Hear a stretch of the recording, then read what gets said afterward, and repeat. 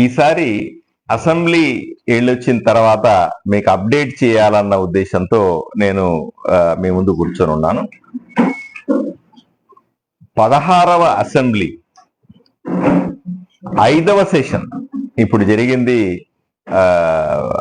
మా కూటమి ప్రభుత్వం ఏర్పడిన తర్వాత ఇది 5వ సెషన్ కూర్చున్నాం. ఇది 16వ అసెంబ్లీ. నేను 16వ అసెంబ్లీలో సభ్యుడిని. ఈసారి బడ్జెట్ సమావేశాలు సుమారుగా 15 రోజుల పాటు జరిగినాయి. చాలా ప్రతిష్టాత్మకంగా రాష్ట్ర ప్రభుత్వం 3,32,000 కోట్ల రూపాయలతో బడ్జెట్ ప్రవేశపెట్టి బడ్జెట్ మీద పూర్తి అనుమతి వివిధ శాఖలకు కేటాయించమని సభ్యులను అడగడం అన్నది ఆనవాయితీ. మనకందరికీ తెలుసు, ఫిబ్రవరి 1వ తారీఖున కేంద్ర ప్రభుత్వానికి సంబంధించిన బడ్జెట్ కూడా విడుదలైంది. సుమారుగా 53,47,000 కోట్ల రూపాయలతో కేంద్ర ప్రభుత్వం బడ్జెట్ ని విడుదల చేస్తే రాష్ట్ర ప్రభుత్వం ఫిబ్రవరి 14న 3,32,000 కోట్లతో బడ్జెట్ ని ప్రవేశపెట్టింది, అనుమతి పొందింది. వికసిత భారత్ అంటే 2047 సంవత్సరానికి దాని ప్రాముఖ్యత కూడా మనం అందరూ అర్థం చేసుకోవాలి. అప్పటికి మనకు 1947లో స్వాతంత్రం వస్తే 2047కి 100 సంవత్సరాలు మనము స్వాతంత్రాన్ని పూర్తి చేసుకుంటాం. అప్పటికి మన దేశము, మన రాష్ట్రము, మన నియోజకవర్గం ఎలా ఉండాలనే ఒక ఆలోచన విధానంతో ప్రవేశపెట్టినటువంటి బడ్జెట్ అటు కేంద్రంలో కూడా రాష్ట్రంలో కూడా అన్ని శాఖలకు సంబంధించినటువంటి పద్దుల మీద పూర్తి స్థాయి చర్చ జరిగింది. 2024లో మొదటి బడ్జెట్ ప్రవేశపెట్టినప్పుడు హాఫ్ టైం బడ్జెట్, అప్పటికే మనం వచ్చేసరికి జూలై అయిపోయింది కాబట్టి ఫిబ్రవరి మార్చిలో జగన్మోహన్ రెడ్డి గారు ప్రవేశపెట్టిన బడ్జెట్ ని చిన్న చిన్న మార్పులతో ఆ వినాశాన్ని, ఆర్థిక వినాశం జరిగిన సందర్భాన్ని మేము ఆ సంవత్సరం పొడిగించాల్సి వచ్చింది. 2025లో గత 5 సంవత్సరాల్లో జగన్మోహన్ రెడ్డి గారి ప్రభుత్వం చేసినటువంటి తప్పుల తడకంతా కూడా సరిచేసుకునే బడ్జెట్ గా 2025 బడ్జెట్ ని చూడాల్సిన అవసరం ఉంది. 2006లో ఇప్పుడు మనము 3వసారి బడ్జెట్ ప్రవేశపెట్టిన ప్రభుత్వం వచ్చిన తర్వాత పయ్యావుల కేశవ్ గారు తన ప్రతిష్టాత్మకంగా 3వసారి ప్రవేశపెట్టాడు. ఆయన భవిష్యత్తుకు పునాది వేసే విధంగా ఈ బడ్జెట్ ని చాలా అద్భుతంగా ప్రవేశపెట్టాడు. దీన్ని ప్రతుల్ని కూడా మీకు డిజిటల్ రూపంలో పంపిస్తాను. అద్భుతమైన బడ్జెట్ ని ప్రతి ఒక్క పౌరుడు కూడా తెలుసుకోవాల్సిన అవసరం ఉంది. రాష్ట్రంలో 5 కోట్ల మంది ఉంటే 5 కోట్ల మందికి అర్థమయ్యేలాగా నేను చెప్పడానికి ప్రయత్నం చేశాను చాలాసార్లు. మళ్ళీ దీని మీద ప్రయత్నం చేస్తూ ఉంటాం. ఎందుకంటే బడ్జెట్ అనేది మన ఇంట్లో లెక్కలాగా, మన ఇంటిని గడపడానికి మన ఆదాయం ఎంత, ఖర్చు ఎంత అని ఎలా చూసుకుంటామో దీన్ని కూడా ఆదాయం ఎంత, ఖర్చు ఎంత అని రాష్ట్ర బడ్జెట్ ని మనము తయారు చేసుకొని ఈ పద్దుల ప్రకారంగానే ఖర్చు పెడతాం. ఇది దయచేసి ప్రతి ఒక్క పౌరుడు కూడా దీని మీద ఇంట్రెస్ట్ చూపించాలి, దీని మీద ఆసక్తి ఉండాలి. ఎందుకంటే ఇదే మన భవిష్యత్తు కూడా. దీంట్లో ఏ రకమైనటువంటి కేటాయింపులు ఉన్నాయి, దీంట్లో ఏ విధంగా ప్రభుత్వం ఖర్చు పెట్టాలనుకుంటుంది, ప్రభుత్వ ఆదాయం ఎంత, దాని ఖర్చు ఎంత, చివరికి మిగులు ఎంత తక్కువ డబ్బులు పడతాయి. ఓ ఇల్లు గడిపేటప్పుడు మన ఆదాయానికి మించిన ఖర్చులు వస్తాయి. అప్పుడు ఎక్కడి నుంచి తెస్తామో కూడా ఈ బడ్జెట్ లో రాసి పెట్టుకుని ఉంటారు. ముందుగా ప్రజలకు తెలుపుతారు, శాసనసభ్యుల దగ్గర నుంచి అనుమతి కోరుకుంటారు. ఇవన్నీ చేసి తర్వాత మనము బడ్జెట్ మీద ఓటింగ్ తీసుకొని ఆమోదం తెలుపుతాం. ఈ రకంగా బడ్జెట్ ని ప్రవేశపెట్టారు. చాలా ఆనందంగా అనిపించింది. ఎందుకంటే ఈ బడ్జెట్ లో ఉన్న అన్ని అంశాల మీద చర్చించడం నాకు వ్యక్తిగతంగా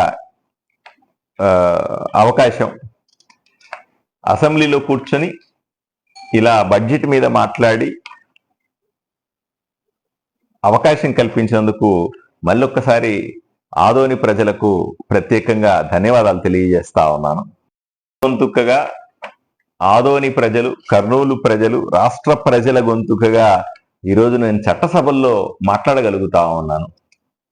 అది ఆదోని ప్రజలు నాకు ఇచ్చినటువంటి ఓటు వల్లనే సాధ్యమైంది. కాబట్టి వాళ్ళకి ప్రత్యేకంగా ధన్యవాదాలు చెప్పుకోవాలి.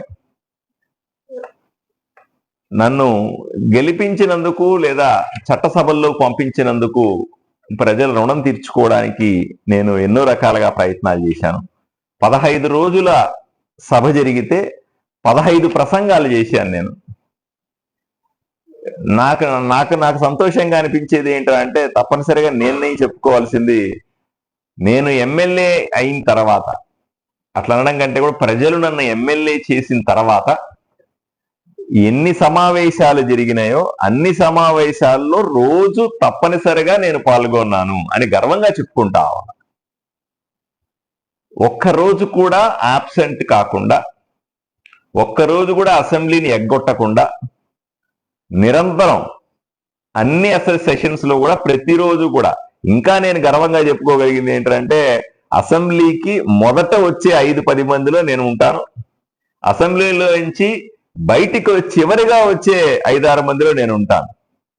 శాంతం అసెంబ్లీలో కూర్చొని ప్రతి ఒక్క చర్చలో పాల్గొనాలనే ఉత్సాహం చూపిస్తాను. ప్రతి ఒక్క చర్చలో మాట్లాడాలనే ప్రయత్నం చేస్తాను. ఇవన్నీ కూడా మీరు చూశారు కూడా. ఈ 15 రోజుల సమావేశాల్లో సుమారుగా 72 గంటల 14 నిమిషాల పాటు శాసనసభ జరిగింది. దాంట్లో 122 మంది శాసనసభ్యులు మాట్లాడినారు. చాలా మంది మాట్లాడలేదు. మనకు 175లో 122 పోతే ఇంకా 53 మంది మాట్లాడాల్సి, 53 మంది మాట్లాడలేదు. 53 మందిలో 11 మంది ఉన్నారు. వైఎస్ఆర్సీపీ పార్టీకి చెందినటువంటి సభ్యులు 11 మంది ఉన్నారు. చాలా దారుణం. మీరందరూ చూశారు టీవీల్లో.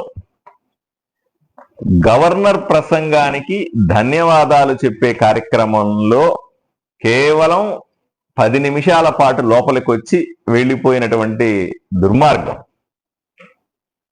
గవర్నర్ ప్రతిష్టాత్మకంగా బడ్జెట్ ని చదువుతున్న సందర్భంలో పేపర్లు చించేసి గవర్నర్ మీద విసిరేసినటువంటి దుర్మార్గం.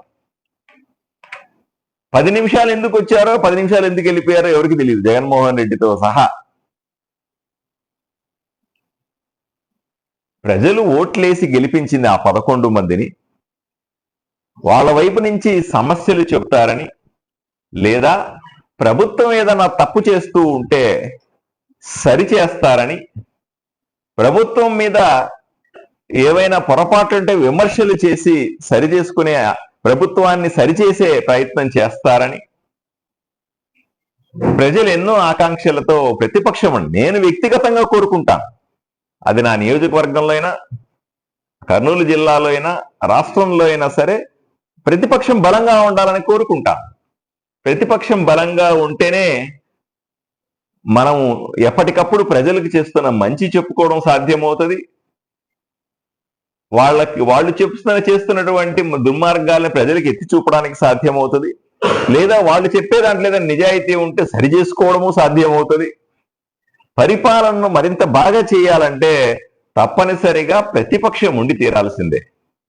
ఈ అవకాశం ఉన్నప్పటికీ కూడా అసెంబ్లీలో 11 మంది వైఎస్ఆర్సీపీ ఎమ్మెల్యేలు జగన్మోహన్ రెడ్డి గారితో పాటుగా ఒక్కరోజు కూడా రాకుండా ఆ 10 నిమిషాలు మాత్రమే వచ్చి తూతూ మంత్రం. ఎందుకు వచ్చారా అంటే అసెంబ్లీలో అసలు అటెండే కాకపోతే, హాజరైనదే లేకపోతే వాళ్ళను ఎమ్మెల్యేలుగా అనర్హత వేటు ప్రకటిస్తారనే చట్టం ఉంది కాబట్టి దాని గురించి తప్పించుకోవడానికి ఈరోజు వచ్చి ఆ 10 నిమిషాల పాటు అసెంబ్లీలో కూర్చొని మేము హాజరేసుకున్నాము అని హాజరేయించుకొని అనర్హత వేటు నుంచి తప్పించుకునే ప్రయత్నం చేశారు. ఇది ప్రజలందరూ కూడా చూస్తా ఉన్నారు. ప్రజలు అసహించుకుంటా ఉన్నారు. ఇటువంటి వ్యక్తులనా మనం ఎన్నుకున్నది? కనీసం ఈ 11 మంది లేకపోయి ఉంటే కూడా పెద్ద ఏమి ఉపయోగం, ఉన్నా లేకపోయినా ఒకటే కదా. అసెంబ్లీకి రాని వాళ్ళు ఉంటే ఏమి రాక పలుసార్లు స్పీకర్ గారు కానీ నేను కూడా వ్యక్తిగతంగా పత్రికా ముఖంగా చెప్పినాం, దయచేసి అసెంబ్లీకి రండి, ఈ బడ్జెట్ మీద చర్చిద్దాం మనం, లేకపోతే అబాసు పాలవుతారు మీరు లేకపోయినా పెద్ద ఉపయోగం లేకపోయినప్పటికీ కూడా ప్రతిపక్షం ఉంటే ఆ రకమైనటువంటి చర్చ ఉంటది అని చెప్పినాం. వినలా. సరే, వాళ్ళ కర్మ, వాళ్ళని వదిలేశాం, వాళ్ళు ఉంటే ఉంటారు లేకపోతే లేదు, వాళ్ళ ఇష్టం అది. ఏదేమైనా నేను ఆదోని శాసనసభ్యుడిగా సగౌరవంగా 15 రోజుల్లో సమావేశాలు జరిగితే 15 రోజులు కూడా మాట్లాడినాను. నాకు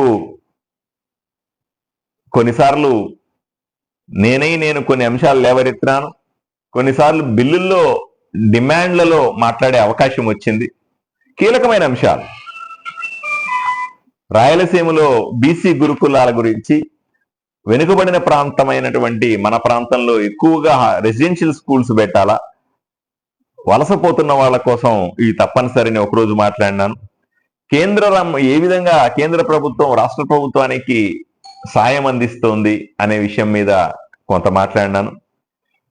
అన్నిటికంటే ముఖ్యంగా ఆదోని జిల్లా మండలాల విభజన గురించి సాక్షాత్తు ముఖ్యమంత్రి గారి సమక్షంలో మాట్లాడినాను. కల్తీ ఆహారం రాష్ట్రంలో ఎంతో మంది ప్రాణాలు తీసుకుంటా ఉంది అని ఒక అంశాన్ని లేవనెత్తాను. నేను ఈ కల్తీ ఆహారం మాట్లాడిన 5 రోజులకే రాజమండ్రిలో కల్తీ పాలు దాగి 10 మంది చనిపోవడం, ఇవన్నీ కూడా ఆ రోజు ఎంతో మంది ఎమ్మెల్యేలు నన్ను అప్రిషియేట్ చేసినారు. నువ్వు 4 రోజుల ముందే మాట్లాడినావు ఈ అంశం అని అప్రిషియేట్ చేసి నా దగ్గర ఎంతో ఇన్ఫర్మేషన్ తీసుకున్నారు. నేను మామూలుగా ఏది మాట్లాడను, చాలా రీసెర్చ్ చేసి తలోగా ఉంటేనే మాట్లాడతాను. నా దగ్గర ఉన్న కంటెంట్ కూడా వాళ్ళు తీసుకున్నారు, నాకు ఆనందం అనిపించింది. అలాగే విద్యుత్ శాఖకు సంబంధించిన బడ్జెట్ కేటాయింపుల్లో మాట్లాడినాను.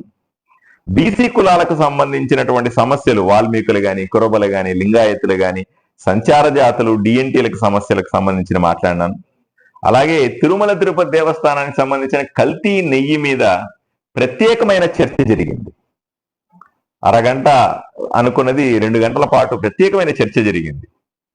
ముఖ్యమంత్రి గారితో పాటుగా ఉప ముఖ్యమంత్రి గారితో పాటు అందరూ చర్చలో పాల్గొన్నారు. దాంట్లో నాకు కూడా భారతీయ జనతా పార్టీ వైపు నుంచి ఒక్కరికే మాట్లాడే అవకాశం వస్తే అది నాకు ఇచ్చారు, అవకాశం అదృష్టం. అలాగే దేవాలయాలకు సంబంధించిన భూములు ఏ విధంగా అన్యాక్రాంతమవుతున్నాయి అన్న విషయాన్ని నేను లేవనెత్తాను.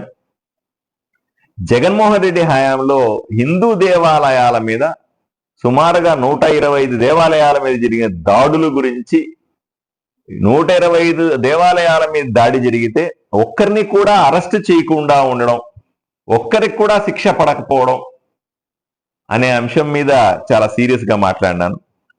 అదే సందర్భంలో ముస్లిం మైనారిటీలకు సంబంధించినటువంటి అభివృద్ధి సంక్షేమం గురించి ప్రత్యేకంగా మాట్లాడినాను. ఎందుకంటే ఆదోన్లో మనం చూస్తా ఉన్నాం, ఈద్గా పేరు మీద ఓ చిత్తు కాగితాన్ని తయారు చేసి గతంలో వైఎస్ఆర్సీపీ పార్టీ నాయకులు ఏ విధంగా ముస్లింలను మోసం చేసినారు ఆ విషయాన్ని, షాదీఖానాని అప్పటి తెలుగుదేశం పార్టీ ప్రభుత్వం మొదలు పెడితే కావాలని వైఎస్ఆర్సీపీ పార్టీ అధికారంలోకి వచ్చిన తర్వాత కావాలని దాన్ని ఆపేసి సగంలో మొండి గోడలతో ఉన్నటువంటి షాదీఖానా గురించి మాట్లాడినాను. అలాగే అసైన్డ్ భూములకు సంబంధించిన సమస్య రాష్ట్ర వ్యాప్తంగా ఉంది, దీని గురించి మాట్లాడినాను. మనమిత్ర అనే గవర్నమెంట్ కి సంబంధించినటువంటి వాట్సాప్ యాప్ గురించి ప్రత్యేకంగా ప్రస్తావించినాను. అలాగే పౌర సంబంధాల శాఖకి సంబంధించినటువంటి డిమాండ్స్ లో పాల్గొనే అవకాశం దొరికింది. జగన్మోహన్ రెడ్డి హయాంలో కల్తీ మద్యం మీద ఒక ప్రత్యేకమైన చర్చ జరిగింది. ఆ సందర్భంలో జగన్మోహన్ రెడ్డి హయాంలో కల్తీ మద్యాన్ని ఏ విధంగా తయారు చేసి ప్రజలకు తాగించి వాళ్ళ ప్రాణాలు తీశారన్న మాట్లాడాను. చివరిగా మోటార్ వాహనాల పన్ను ఏ విధంగా విధిస్తున్నారు, నరేంద్ర మోదీ ప్రధానమంత్రి అయిన తర్వాత పన్నులు తగ్గి ఈ బైకులు కానీ ఆటోలు కానీ వీటికి ధరలు తగ్గినాయి. అందులో ఎక్కువ మంది బైకులు కొంటున్నారు ఇప్పుడు పిల్లలు. సో వీటి మీద ఈ ఈ చర్చల మీద కూడా నేను పాల్గొనే అవకాశం దొరికింది. ఈ విధంగా రకరకాల అంశాల మీద నాకు అసెంబ్లీలో మాట్లాడే అవకాశం వచ్చింది. ఎందుకంటే నేను ఎమ్మెల్యేగా అసెంబ్లీలో ఏం అనే విషయాన్ని, నా ప్రోగ్రెస్ రిపోర్ట్ ని ఈ జిల్లా ప్రజలకు, ముఖ్యంగా ఆదోని ప్రజలకు, నాకు ఓటేసినటువంటి నన్ను ఎమ్మెల్యే చేసిన వారికి చెప్పుకోవాల్సిన అవసరం ఉంది. కాబట్టి అసలు ఈ సందర్భంగా నేను వాళ్లకు ధన్యవాదాలు తెలుపుతూ, నేను అక్కడ పోయి ఈ 15 రోజులు అంటే అన్ని కలిపి 24 రోజులు అయింది. 24 రోజుల పాటుగా ఉండి అక్కడ చేసిన ఘనకార్యాలు ఏమిటి అని చెప్పుకోవాలిగా. మనము ప్రజల వైపు నుంచి ఏం మాట్లాడినాము అని ఒకటి మాత్రం స్పష్టంగా చెప్పగలను, ఆదోని ప్రజలు తలెత్తుకునేలాగా చేశానని మాత్రం గట్టిగా చెప్పగలుగుతాను. ఒకరోజు నేను భోజనం చేస్తా ఉంటే హోంమంత్రి గారు వచ్చి నా పక్కన కూర్చొని మాట్లాడుతూ, మాకు ఎమ్మెల్యేల క్యాంటీన్లో మాట్లాడుతూ ఆవిడన్నారు, ఏ రోజైనా సరే ఆదోని ప్రస్తావన లేకుండా, ఆదోని ఎమ్మెల్యే మాట్లాడకుండా అసెంబ్లీ మొయ్యలేదు ఇప్పటిదాకా అని ఆమె నాకు కామెంట్ చేసి అప్రిషియేట్ చేశారు.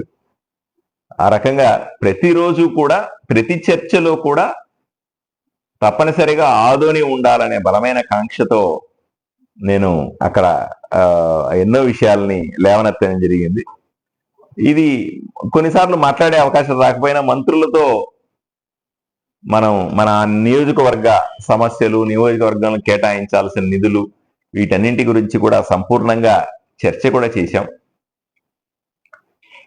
ఇవన్నీ కూడా ఆదోని ప్రజలకు తెలియాలన్న, కర్నూలు ప్రజలకు, కర్నూలు జిల్లా వాసులకు తెలియాలన్న ఉద్దేశంతో ఇవన్నీ కూడా మేము ముందు పెట్టే ప్రయత్నం చేస్తా ఉన్నాను.